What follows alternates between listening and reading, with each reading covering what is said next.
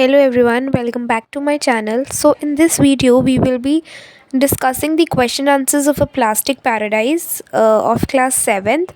So here we start. First question is, which line in the poem tells us that the Cocos Island hardly have human habitation?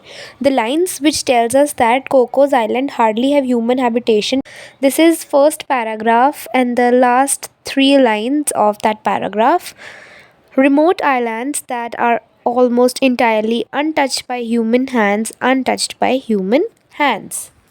The next question is, what has spoiled the pristine beauty of the island?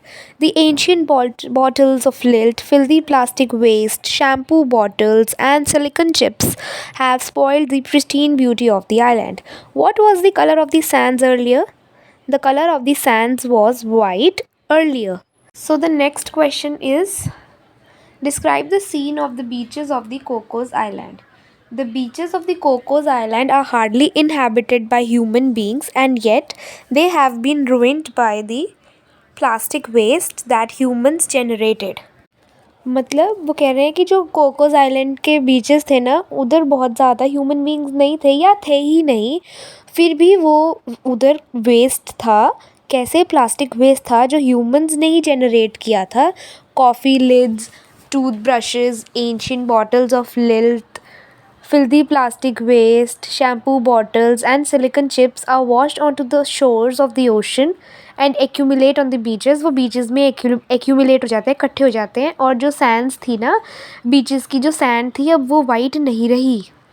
The poet conveys a powerful message through this poem. What is it?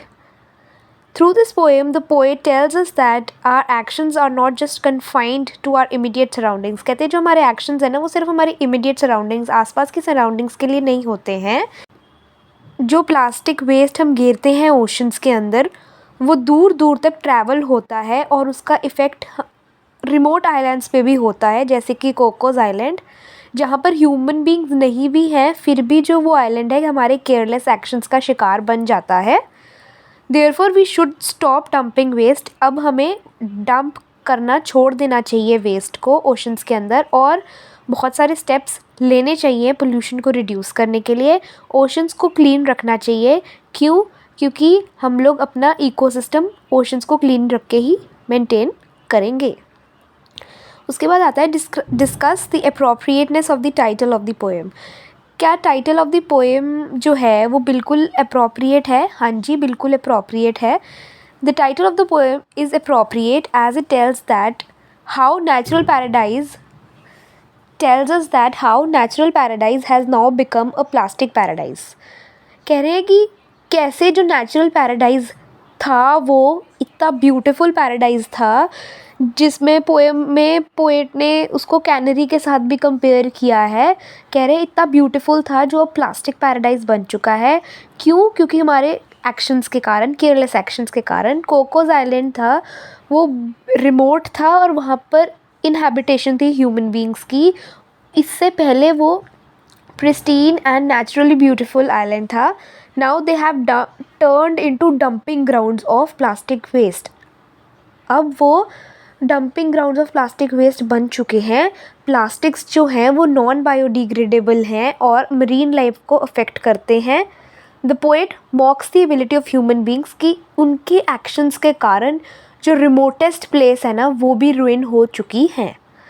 C part आता है अब. Why are the Cocos Island referred to as remote?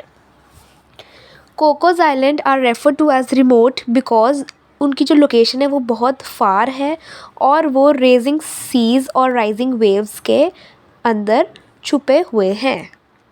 उसके बाद आता है what is the current state of these islands. Research has found an estimated of 414 million pieces of plastic debris on Australia's Cocos Island. Why does the speaker compares the islands to the Canary? अभी बताया मैंने, canary से compare किया गया था island को. क्यों compare किया गया था? क्योंकि कैनरी बहुत ब्यूटीफुल छोटी सी एक येलो बर्ड थी. ठीक है, तो उसको इसीलिए कंपेयर किया गया आइलैंड के साथ क्योंकि ये आइलैंड भी बहुत पहले ब्यूटीफुल और एक नेचुरल पैराडाइज था.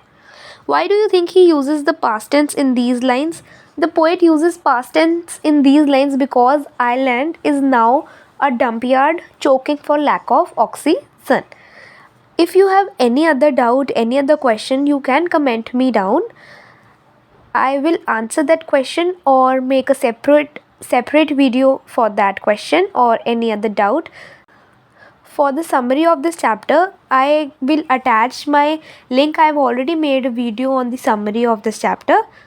So this was it for the video. If you liked the video, please give it a big thumbs up and subscribe to my channel for more such educational content. Thank you.